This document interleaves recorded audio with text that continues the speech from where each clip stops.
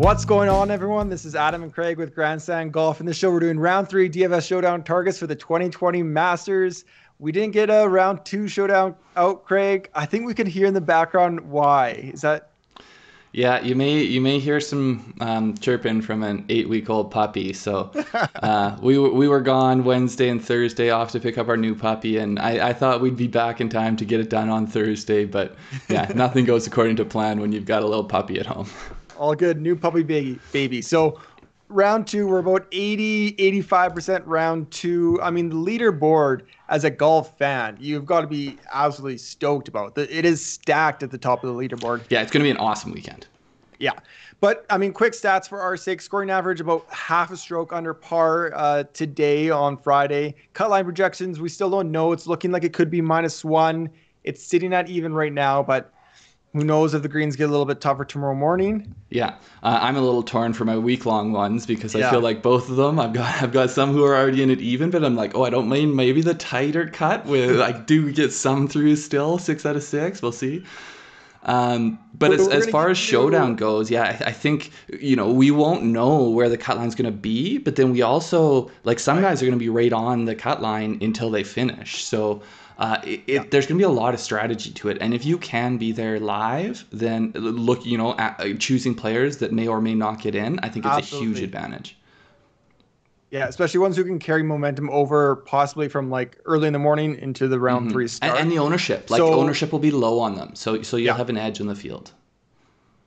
Yeah, so we're looking about a 10:30 a.m. Eastern round 3 tee time. I mean, the guys are going to be out there around sun up, around 7:30. So that's 7:30 to 10:30 Eastern. I mean, also look out for the lock to make sure when the contest does lock, because that'll it shows to me right now. This is on DraftKings. It shows to me, I think, that it's locking at 7:30, but I don't know that for sure. So that's Pacific time, yeah. So that'd be 10:30 Eastern. But whatever contest you're going in, check to make sure so that if you are going to try to do last minute swaps, you know what time that's going to be.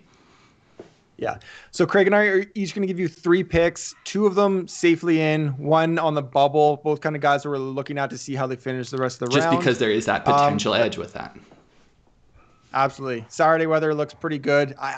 Craig, I don't know about you, but I think the greens will continue to dry out a little bit more. It will probably play a little bit tougher. Yeah, I don't know. So I don't know if it's going to be necessarily it's going to dry out over the course of the day. I think everything from Thursday morning when that big rain came in, I think we're just going to get constant drying out from that point forward. So it will be drier in the afternoon, but I don't think we're going to see every day it's going to be significantly worse. I think it's just going to continue in that way. But that said, the guys who are out early, they potentially have the advantage. Like we saw today where a lot of the guys, they got the last part of their round and they carried that momentum over. That's potentially an advantage. Or you're like Rory and just immediately flip a switch. You have no momentum and then you find some. Okay, let's get into the picks. So my first pick, Hideki Matsuyama, 8,800 on DraftKings, which I think is just crazy too low for how well he's playing right now. So he is 68. I mean, I guess he's not quite through, but he's 4 under through 15 on his second round, 9 birdies, 1 bogey. He finished 15 there. You might have saw in the coverage as everyone else was going in.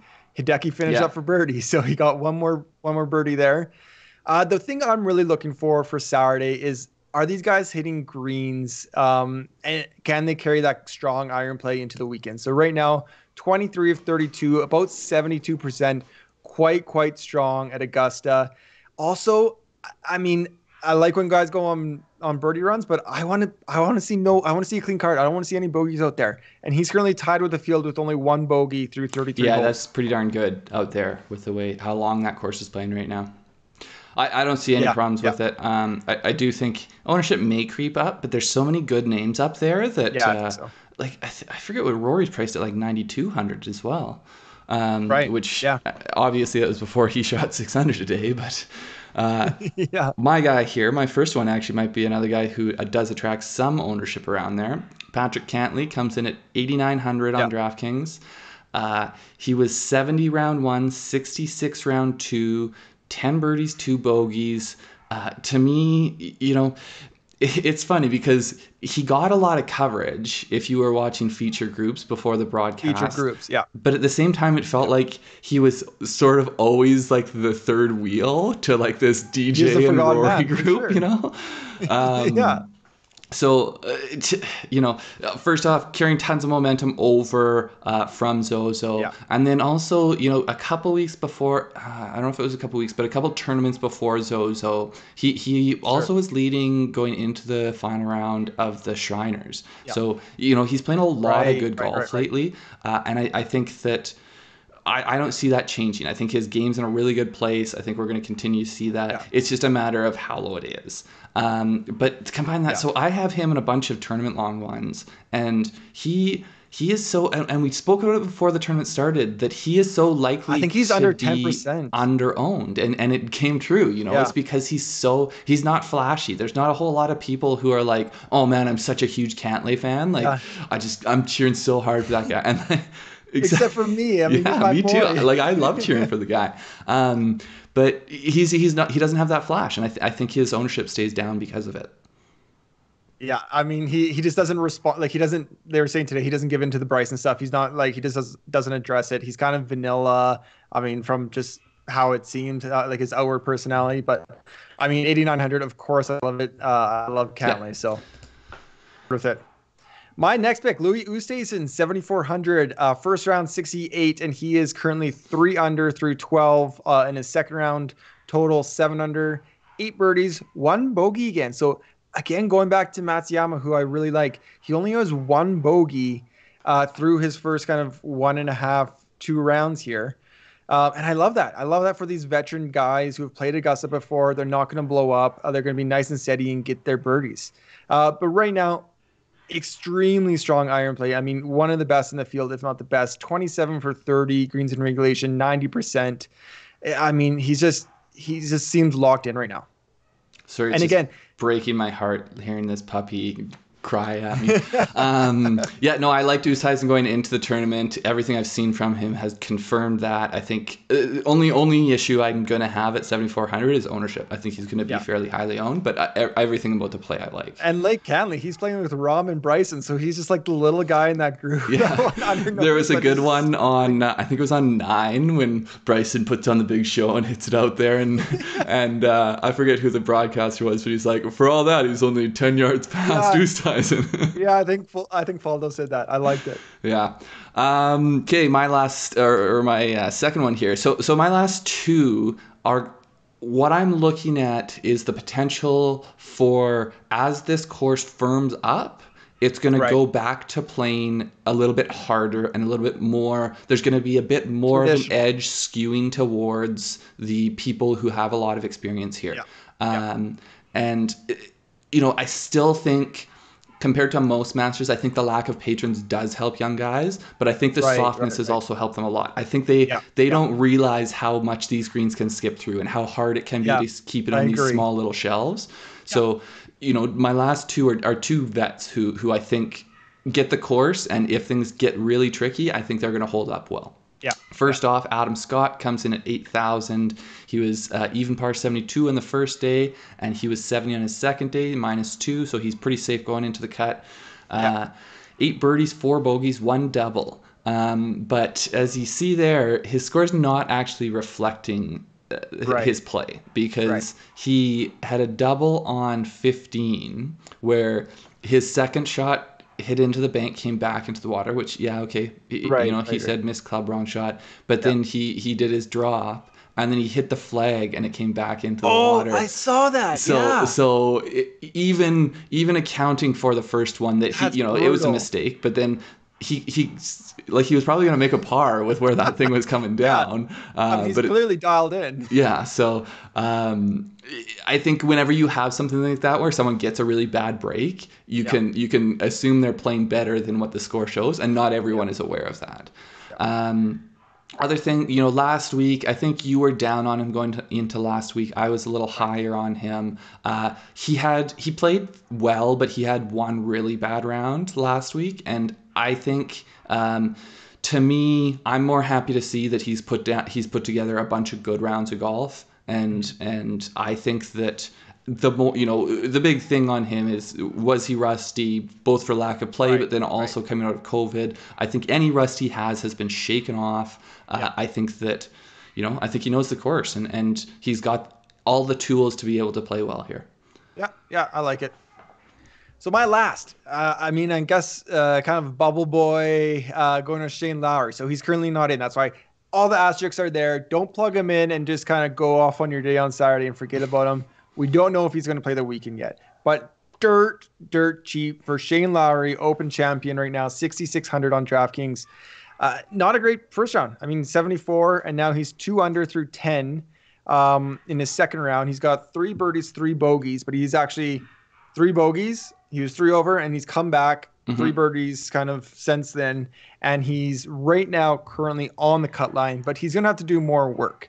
So he's with Tiger's group. They're going into the back 9, a couple par 5s. He's going to have to do some work to make the weekend. But they're scoring holes.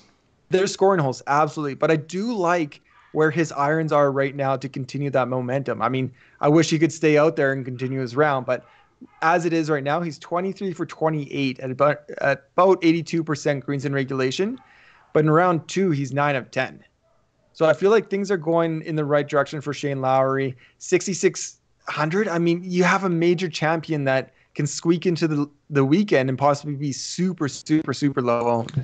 Yeah, and I also, he played well last week, which to me is just another plus. I think that it's not like this round today is an aberration. I expect that if he does make the cut, we should see some good play from him. So it'll just be one to keep an eye on. And similarly for me, I've got Matt Kuchar, comes in at 7,200 on DraftKings. Everyone's another flashy golfer out here for me to choose. He was 70 in the first, and he's +1 through 13 in his second round. So he's -1 total. So right now he's right on, if it does go to -1, he's right on that cut line. But, we'll see what happens in his last few holes here. 8 birdies, 4 bogeys, 1 triple. He hit it into the pond on 11 on his second shot, ended up making a triple. Masters history. He's got... He loves it here. Worst finish in 10 years is 46th. His next worst is 28th. So, everything. And I know I don't want to take too much away from that because he's 42 now. So he's not the player he necessarily was at 32. Right. But it's still just he has that experience. He knows how to get his way around the course. And then the real thing that tipped me over the edge, if you look at the players around him, I think if he does get into the weekend, I think his ownership's going to be so low. Right. And we've talked about this before, especially in Showdown. If there's 2 guys and one is going to be very low owned, I want to be on that side because I want the leverage on the rest of the field. 100%. Absolutely. So we've got Fratelli and Cam Smith at 7,500. Both of them are -6 or better. We've got Matt Wallace and Sanjay at 74. Snedeker, CT Pan, Jazz, Janu Watanananand. There you go. I like it. Howell and Horschel are also at 72. And then Poulter and Fleetwood are both at 71, which should attract ownership. And then Champ is at 7,000, and Willett as well, which all those guys are going to attract ownership. So if people are just plugging their lineups in tonight, those are the people they're going to look at. And that's the advantage if you can wait. I love it as a leverage play. I think we mentioned sometime in the week. I didn't like his form coming in. In fact, if the Masters is in April, I'd be all over Kuch as kind of that 5th or 6th person into your lineup. But now that he's here and he has a chance to make the weekend, just ride him because that Augusta history is so strong. And there's going to be so much depending on what kind of momentum they get from the first, his last 5 holes here. So you'll get a chance to see whether his game looks good. And I think it's just, if you can, take that advantage. Yeah, for sure. Thank you everybody for watching. Subscribe. If you haven't already, please subscribe to our YouTube channel. Coming up next, round 4 showdown video. We'll get that out to you sometime tomorrow night. Hopefully we have all of round 3 finished, but who knows? And then we'll also have our 2020 Masters podcast sometime on Monday. We'll release that wherever you get you podcasts, or you can get it on YouTube as well. We do release the video. Yeah, thanks a lot. Good luck, guys. We'll see you next time. Yeah, take care. See ya.